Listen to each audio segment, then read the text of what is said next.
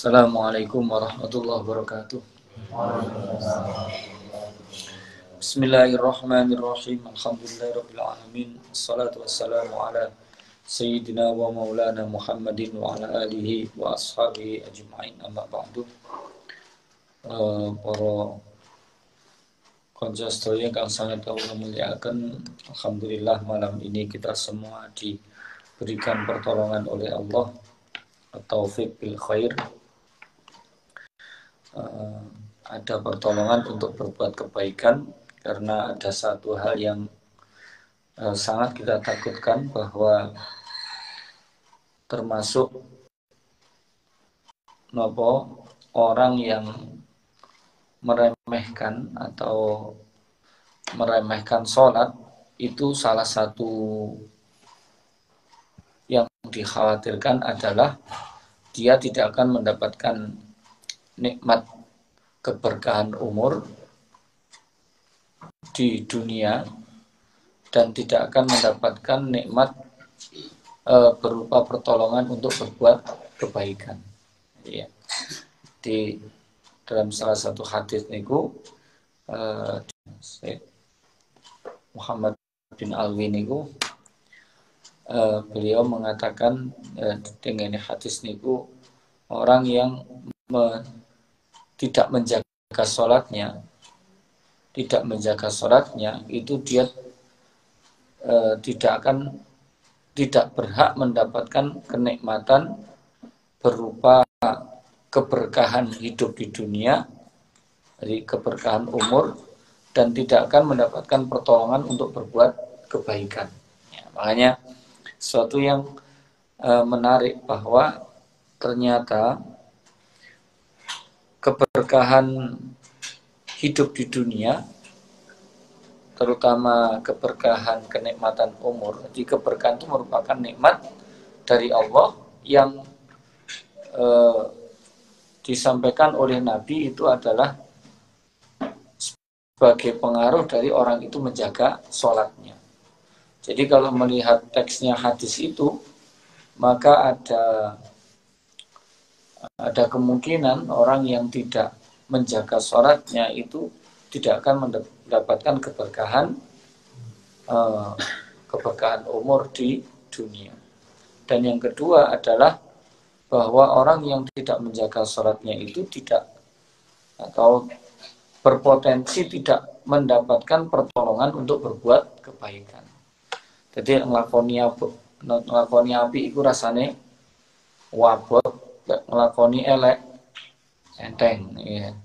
Jadi niku juga akibat dari sholat yang tidak dijaga. Makanya pantas kalau di Quran itu kan as-salat inna sholata tanha anil fahsya'i wal munkar, bahwa sholat itu mencegah dari perbuatan keji dan mungkar. Nah, itu adalah salah satunya kalau gandengkan dengan hadis tadi, berarti sholat yang kita lakukan itu menolong kita, atau Allah menjadikan lantaran sholat yang kita jaga itu sebagai penolong bagi kita untuk berbuat kebaikan. Maka mau tidak mau, di antara bagian dari menjaga sholat adalah menjaga menjaga keabsahan dari sholat tersebut. Salah satu hal yang menjadikan sholat kita sah adalah apabila aturan-aturan yang ada pada sholat itu dipenuhi. Nah, makanya dari awal kita membahas masalah sholat, dan ini kita sampai pada yang dibahas kemarin sedikit adalah masalah at-thaharah anil hadatsain. Jadi suci dari dua hadas. Nah, sampai kepada, kalau mboten salah, sampai kepada masalah niki.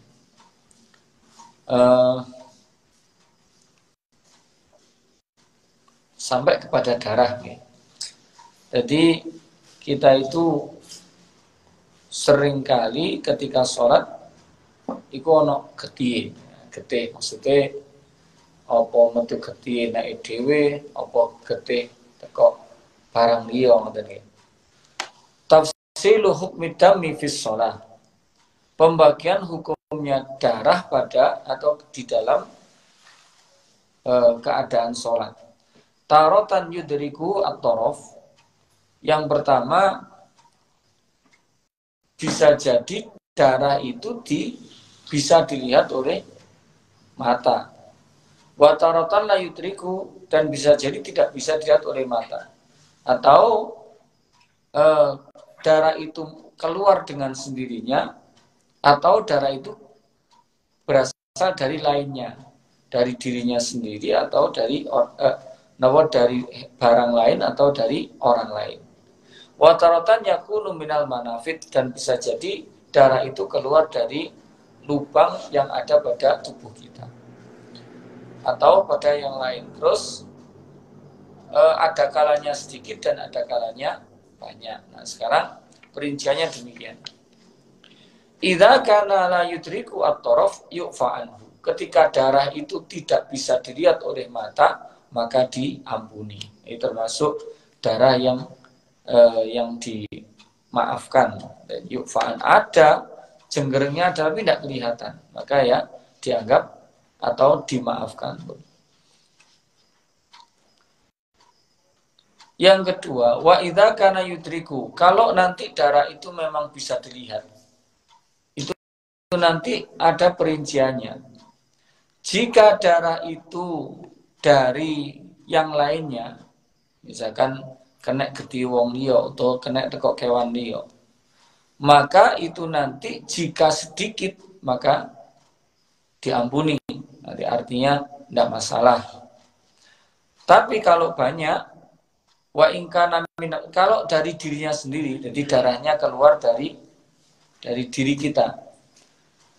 Ingkana min manafid ghairi sabilain, kalau darah itu keluarnya dari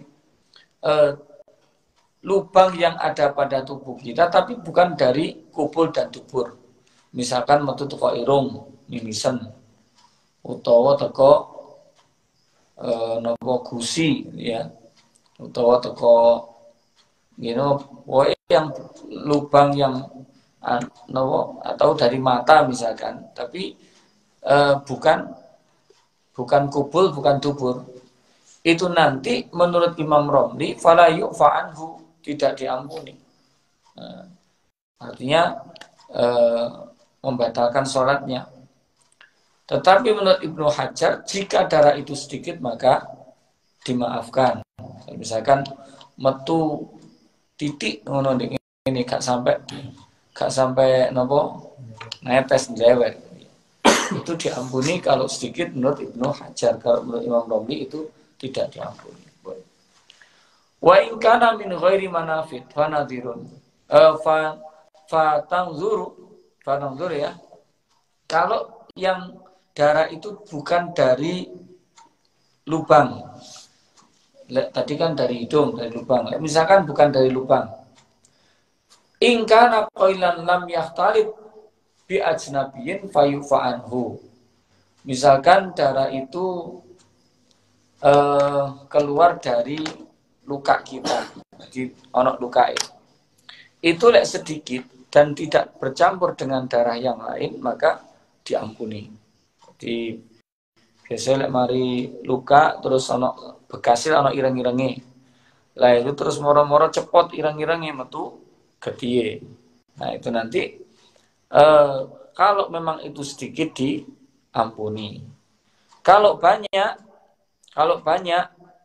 itu nanti diampuni jika ya banyak, itu diampuni jika satu, alla yakuna bi fi'lihi, tidak karena diusahakan. Misalkan ngene karo di mergo salat ngene karo kuplek-kuplek. Nah, biasanya salat karo napa?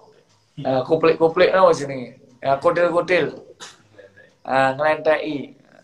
Diklenteki tiba-tiba metu getiye. Nah, itu kalau kalau dilakukan begitu, maka itu najis, maka batal, tidak dimaafkan, tidak diampuni. Terus yang kedua, tidak campur dengan darah yang lain. Jenenge banyak terus campur mbek perkara liya, itu nanti juga membatalkan meskipun keluar dengan sendirinya. Terus tidak berpindah. Nah, tidak berpindah itu berarti tetap di tempatnya, gak sampai delewer. Nah, gak sampai delewer itu ya tetap tidak diampuni. Oke. Niku darah. Pun niku selesai masalah suci badan, pakaian, tempat. Oke.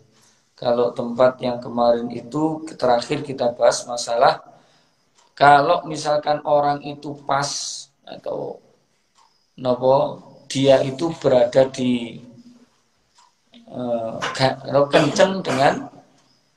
kenceng dengan najis baik itu badannya atau pakaiannya itu tidak membatalkan, cuma hukumnya makruh.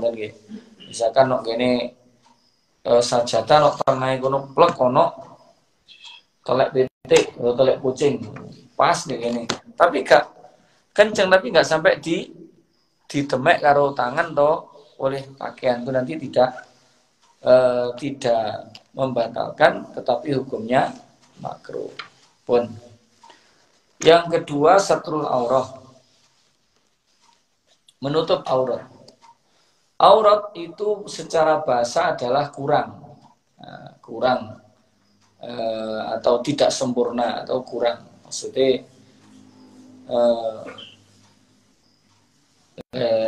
maksudnya kurang pantas atau bagian dari kekurangan manusia, maka harus ditutup. Wa syar'an ma yajibu satruha wa yahrumu an-nadhru ilaiha. Menurut syariat ada sesuatu yang wajib untuk ditutup dan haram untuk dilihat. Itu batasan secara istilah pada aurat. Syartus satir. Satu ayyashmula al-mastura lubsan. Yang pertama, syarat sesuatu yang digunakan untuk menutup itu adalah lubsan, harus bahasanya bisa disebut sebagai pakaian. Jadi kalau yang misalkan nopo jenenge kodong tutup nopo niku atau nyemplung nok ngene nopo nok ngene lemah nggih. Itu ya bukan bagian dari tidak disebut dengan penutup ya. Jadi penutup niku ya napa nggih pakaian. Ayam na'a launal basyarah, harus mencegah dari tampaknya warna kulit. Jadi lek sik ketok warnanya kulit itu namanya bukan penutup. Misalkan gawe napa niku stocking sik nutupi ratuan. Iki lho apa? Sing kain ngene iki lho apa? Sabu iki lho wong wedok biasanya apa? Tutu kapaya. Sing anu iki lho, broklak. Broklak. Nggih, broklak niku anu. Napa? Bolong-bolongan jaring ngoten. Jadi tetap ketok warna kulit bukan penutup namanya. Atau plastik sing transparan ngoten nggih. Itu bukan termasuk satir pun. Sekarang auratnya laki-laki dan auratnya perempuan pun. Auratnya laki-laki ada 4. 1, ini 4 itu tergantung kondisinya. 1 dalam keadaan dia sendiri, misalkan pas pokoknya menang di kamar dewean, itu auratnya 2, hanya kubul dan dubur. Makanya Sayyidina Ali itu diberikan julukan karramallahu wajhah karena tidak pernah melihat kemaluan, baik kemaluan sendiri maupun kemaluan istrinya. Wasum miyata bidzalikali anau yasu'u li sahibihima kashfuhuma. Disebut dengan sau'atan niku perkara elek loro. Jadi kubul karo dubur niku perkara buruk. Jadi 2 perkara yang buruk. Kenapa kok buruk? Karena li'anau yasu'u li sahibihima kasfuhuma. Karena nanti kalau itu terbuka, itu memperjelek kepada pemiliknya. Wong itu aslinya kan kenapa tampak bagus? Itu karena pakai pakaian. Lek muda tambah ketok, ketok elek pokoknya wis tua ini gini. Sotongnya gede-gede. Wis potongan pejabat wis sotongnya gede-gede. Wis tambah elek. Makanya kalau anak kecil itu biasanya ini udah muda malah ketok api karena anak kecil itu ya belum gurung nyawati tapi menyenangkan gitu loh. Masih lemu lah ketok api. Orang lanang lemu apa ketok medeni. Pun kemudian itu kalau sendiri ya, jadi auratnya misalkan pas ketika kita wudhu itu kan sunahnya menutup aurat ya, minimal menutup aurat ketika dia sendiri. Berarti nopo kubur sama tubuhnya tertutup, berarti nggak anduk atau nggak celana dalam. Itu ketika wudhu sunahnya ditutup auratnya. Yang kedua, ketika dia sholat, ketika di hadapan perempuan muhrim, ketika di hadapan sesama laki-laki, maka auratnya adalah baina surrah warubah, antara pusar sampai lutut. Wahuma laisata minal aurat, dan lutut juga apa jenenge pusar itu bukan bagian dari aurat, tetapi wajib ditutup. Kenapa? Karena ada kaidah ma la yatimu al wajibu illa bi fahuwa wajibun. Suatu yang tidak bisa sempurna, kewajiban tidak akan sempurna dengan hal tersebut, maka hal tersebut menjadi wajib. Tidak udel iku ora ditutupi, isore udel mesti katut kebuka, maka udele melok wajib ditutup termasuk dengkulnya. Pun bisa ulangi, sesama laki-laki dengan perempuan yang muhrim dan ketika sholat itu auratnya antara pusar sampai dengkul. Kalau di hadapan wanita lain itu tetap seluruh tubuh laki-laki itu bagian dari aurat.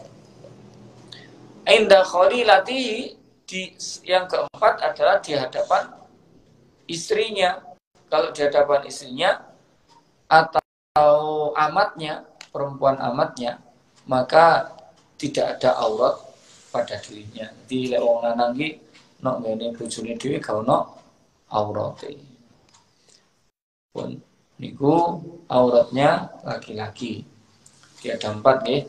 Ketika sendiri, ketika sholat di hadapan perempuan yang muhrim dan ketika bersama laki-laki lain, itu yang kedua. Yang ketiga di hadapan perempuan lain. Yang keempat di hadapan istrinya. Sekarang auratnya perempuan merdeka. Yang pertama ketika dia sendiri, ketika di hadapan perempuan lain, dan di hadapan laki-laki yang muhrim itu adalah antara pusar sampai lutut. Ya, perempuan di hadapan sesama perempuan ketika sendiri, ketika di hadapan lelaki yang muhrim itu antara pusar sampai lutut. Yang kedua, ketika perempuan itu berhadapan dengan perempuan fasik atau perempuan yang kafir. Perempuan kafir atau fasik itu ada juga pembatasannya, yaitu ma la yabdu indal mihnah, di sesuatu yang tidak tampak ketika kebiasaannya. Jadi koyok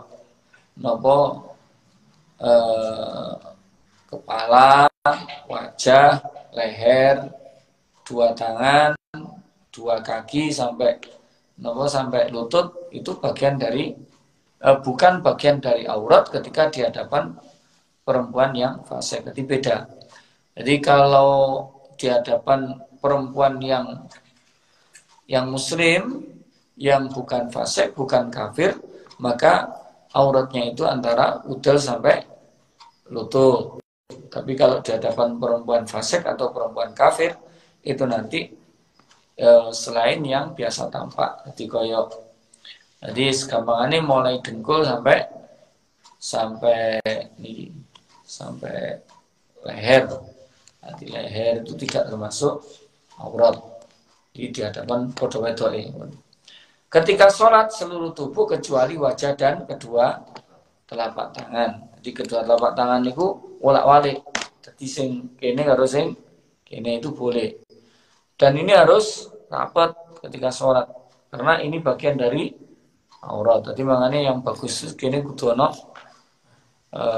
kolorane, lek kolorane gak kena dikareni karet gelang. Jadi kalau sholat biasanya kadang-kadang ruku ini ku ono napa talinya ini pedot. Jadi malih lugro. Jadi sholat ini kadang-kadang roto. Itu yang harus hati-hati. Atau gak ikine gak pedot tapi ruku ini kamban. Lek kamban malih ketok tekok mriki.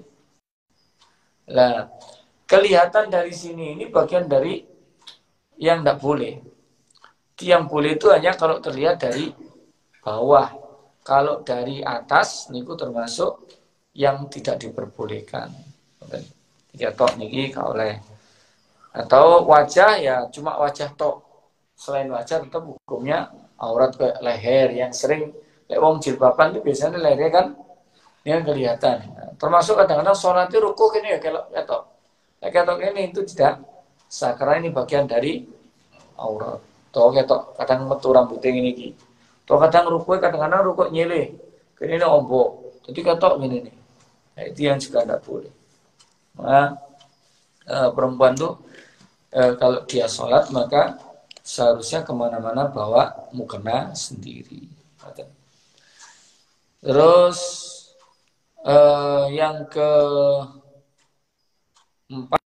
indar rijalil ajanib jami'ul badan. Di hadapan lelaki lain itu adalah seluruh badannya. Ada keterangannya, fayashmilu al-wajhu al-kafain alal mu'tamad. Menurut kaul yang mu'tamad, termasuk wajah dan telapak tangan itu bagian dari aurat. Nah, makanya ada orang pakai cadar itu juga merupakan bagian dari menutup aurat yang itu menurut kaul yang mu'tamad. Wakila ma'adal wajhi wal kafain bisyarti amnil fitnati wa adam syahwat. Nah, ada yang mengatakan kaul yang kedua yang untuk wajah dan telapak tangan itu tidak bagian dari aurat ketika dia di hadapan lelaki lain. Yang penting nopo? Yang penting aman dari fitnah dan tidak ada syahwat. Wa alla yakuna al-wajhi wal kafain syai'un minaz zinah, dengan syarat untuk tangan dan telapak tangan dan wajahnya itu tidak ada zina, tidak ada perhiasan. Nah, kalau perhiasan itu bisa jadi yo koyok mas-masan, bisa jadi ya seperti bagian teko wedak-wedak ini. Nah, wedak-wedak ini kan perhiasan. Makanya kadang-kadang wedok itu kadang-kadang wis gak jelas niku kadang wajah ini kok gak ngene tapi kok dadi koyo ngene nggih. Dadi malah glowing dan dempule tumpuk songo. Nah, niku itu juga bagian dari zina. Nah, sehingga yang paling bagus niku nggih, lek misalkan memang ndak ditutup ya berarti nopo? Berarti gak oleh wedaan nopo? Wong dhisik iku zamane nopo? Zamane wajib masker iku wong gak patek tuku benges. Kenapa? Lho bengesan kan fungsine ben ketok. Lek gak ketok lah kok bengesan ngoten ya. Di pandangannya wong wedok niku kan dia itu tujuan berhiasnya adalah untuk dilihat. Pada dilihat itu yang bagian dari fitnah. Karena di Quran itu dawuhnya Allah wala yubdina zinatahunna illa ma dhahara minha. Jangan menampakkan perhiasannya kecuali yang memang sudah tampak. Di sowana. Qala Syekh Al-Bajuri fi hasyatihi wala ba'sa bi taqlidi tsani la siyaman fi hadzal zaman alladhi kathura fi khurujun nisa fi turuki wal aswaqi. Menurut Syekh Ibrahim Al-Bajuri, beliau mengatakan bahwa saat ini mengikuti pendapat yang kedua, artinya kedua itu kecuali wajah dan telapak tangan, itu juga tidak masalah. Ya, taklid kepada pendapat itu tidak masalah. Apalagi saat ini banyak sekali sudah umum perempuan itu berjalan ke pasar. Banyak perempuan di jalanan. Jadi itu bagian dari berarti aman teko fitnah. Aman teko fitnah.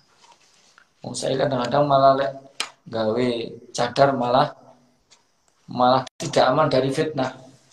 Gak aman dari fitnah itu ndadekno suudone wong. Ndadekno suudone wong. Wis pokoke gak ndadekno napa fitnah, gak marakno syahwat. Tidak masalah. Tapi ukuran syahwat wong itu kadang-kadang ya secara umum. Karena ada orang-orang tertentu itu syahwatnya terlalu gede. Wong ketok nopo sapi kadang-kadang syahwat terlalu gede. Ketok wong ketok kok mburi ketok mlaku ngono wis syahwat. Jadi yang secara umum mawon, secara umum. Pun terus wa inda fi sholati inda khaliliha, kalau di hadapan suaminya itu tidak ada aurat, tidak ada aurat di hadapan suaminya. Jadi suami istri itu bebas melihat apapun yang diinginkan, pun untuk auratnya amat sambil sama. Kemudian beberapa permasalahan. Lau ra'ahu wa au ghairu auratahu min a'la fayadurru bi khilafin idza ru'iyat min asfala fala dororo.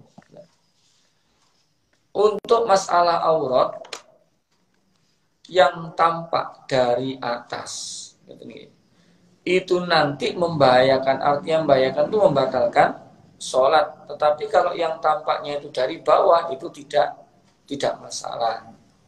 Di kaya rukuh sing pedotan niku nggih, niku rawan terlihat auratnya. Karena kalau dalamnya itu tidak rapat, misalkan gawe lengan pendek bajunya, atau panjang tapi cuma sekian, dan panjang cuma sekian, atau lehernya tidak tertutup rapat.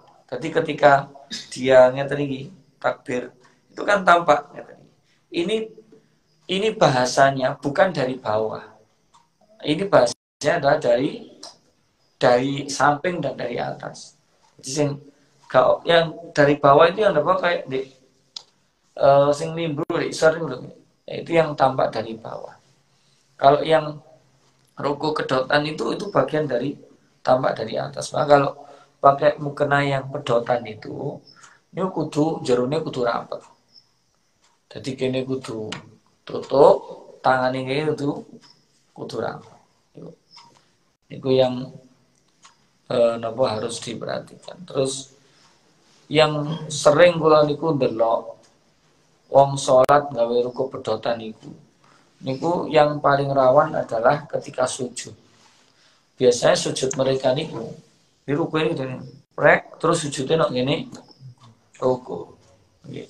Niku sering kula biasanya kadang saya ndak sholat delok arek TPQ niku sholat. Arek cici nggak delok. Ya ternyata begitu itu. Kula juga pernah mempraktekkan di jamaah muslimat ketika napa ngaji di muslimat niku kula praktek. Wong yang pakai ruku coba jenengan sholat jenengan sujud. Ya, kula teliti mulai napa seluruh pakaiannya tak tutup. Terus kemudian coba jenengan ruku sujud. Ternyata benar ketika sujud niku sujudnya di mukenanya. Jadi kayak di menekno terus sujudnya nang ngene mukena. Napa tujuane enak Pak? Ruku kula alus. Jadi nang bathuk gak loro. Tujuan yang kedua saja napa lemek iki mambu. Jadi lek nempel dengan ruku malah gak mambu ngono ya tujuannya begitu. Nah, yaitu tetapi tidak sah. Kenapa? Karena napa kening itu harus menempel kepada tempat sujud. Jadi ini kudu kasf, kudu buka.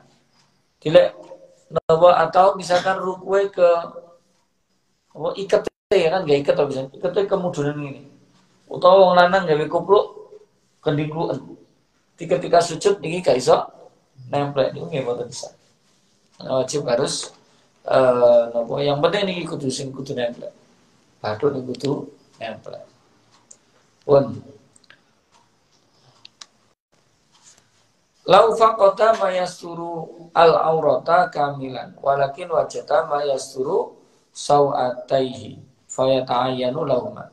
Kalau tidak ada tutup lain untuk menutup aurat secara sempurna kecuali hanya yang bisa menutup kedua kemaluannya, maka wajib dilakukan itu. Atau kalau cukup masih jitok, wis kalau tutup lion ini padang pasir, me ono godong si jitok, atau me ono nopo kain sak menit tok, itu yang wajib tutup adalah yang depan. Lawin kasyafat auratu fi shalah. Kalau seseorang itu terbuka auratnya ketika sholat, fasataroha halan falayatu. Kalau kemudian dia langsung menutupnya maka tidak masalah. Misalkan pas sholat di lapangan sholat riyo ono angin buat sarungnya buka, wah buka set. Nah itu kalau dia langsung menutupnya plek maka tidak batal. Tapi kalau dinjarno sih enak wisis dur-dur. Nah itu nanti kalau tidak segera ditutupnya maka sholatnya batal. Dia masih buka surat tapi kok langsung ditutup tidak batal. Yang terakhir in hasala ta'arudu baina satil aurat bil yadi wa baina wad'i ma fi sujud. In hasala ta'arudun, kalau ada satu pertentangan baina satil aurat antara menutup aurat bil yadi dengan tangan wa baina wad'iha fi sujud, ketika niki ono aurat kebuka ini bagian dari anggota yang dipakai sujud, misalkan sarungnya begini bolong ya. Itu nanti gimana dijarno pas sujud atau ditutup pakai tangan, maka fa indal khotib asyarbini yukotamu ya didisikno nutup aurat. Itu yang sudah disepakati antara Imam Rafi dan Nawawi, itu ditutup menggunakan tangan. Kalau menurut Imam Romli ya wajib menaruhnya, meletakkannya di dalam sujud. Asyatu asatis yang terakhir, syarat sholat yang keenam adalah mengerti tentang difardukannya, mengerti tentang fardu-fardunya sholat. Jadi duruh sholat ki fardune apa wae, yang sunah apa wae niku wajib tahu. Kalau kemudian orang itu ragu-ragu fi sunniyatiha, apakah misalkan apakah sujud ini jenis sunnah apa fardu, lah maka itu sholatnya tidak sah. Tapi kalau yang sunnah itu diyakini fardu, itu malah sah. Misalkan mau tahiyat awal ini sunnah apa rukun, Kalau dia yakin itu rukun maka sah. Tapi kalau untuk perkara yang rukun diyakini atau diragukan ini rukun apa sunnah, maka itu sholatnya tidak sah. Pun. Beberapa contoh demikian. Seseorang meyakini bahwa seluruh pekerjaan sholat itu fardu, maka sah. Seseorang yang meyakini bahwa semua perbuatan sholat adalah sunnah, maka tidak sah. Seseorang yang meyakini di dalam sholat itu ada fardu dan ada sunnah, tapi dia tidak tahu mana yang sunnah dan mana yang fardu, maka sholatnya sah kalau dia itu orang awam. Kalau dia itu orang yang ngerti, yo ngaji, tapi bagian itu karo, maka menurut Imam Ibnu Hajar sah, kalau menurut Imam Romli tidak sah. Jadi wong ngerti kok karo sing fardu sing tidak pun. Terus kemudian dan ada seseorang yang meyakini bahwa anna wahidan min ruku'i wal itidali sunnatun walam yu'ayyinha fatasihu sholatu. Ketika seorang itu meyakini bahwa di dalam ruku, dalam iktidal itu ada sunnahnya, tapi tidak bisa menentukan mana yang sunnah, mana yang fardu, maka itu sholatnya dianggap sah. Niku dari beberapa syarat-syaratnya sholat. Bun, selesai. Jadi kita akan setelah selesai ini berarti masuk pada rukun-rukun sholat. Pun nggih. Kalau yang nggih. Nggih. Untuk sholat Jumat ya. Nggih. Bisa kita melakukan sholat di rakaat pertama itu batal. Kemudian turun untuk wudhu, saat kembali sudah rakaat kedua. Dan itu betul. Menemui nopo sing kedua niku.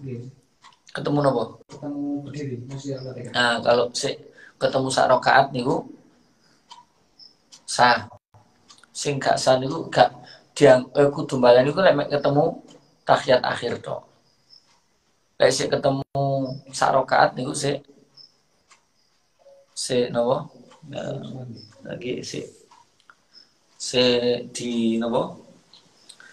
Dianggap tidak usah mengulangi dengan sholat zuhur. Tapi lek ketemu tahiyat tok kudu melok kudu mengulangi atau menambah sholat zuhur. Itu Jumatan. Ada ya tadi? Insyaallah. Mari. Nggih.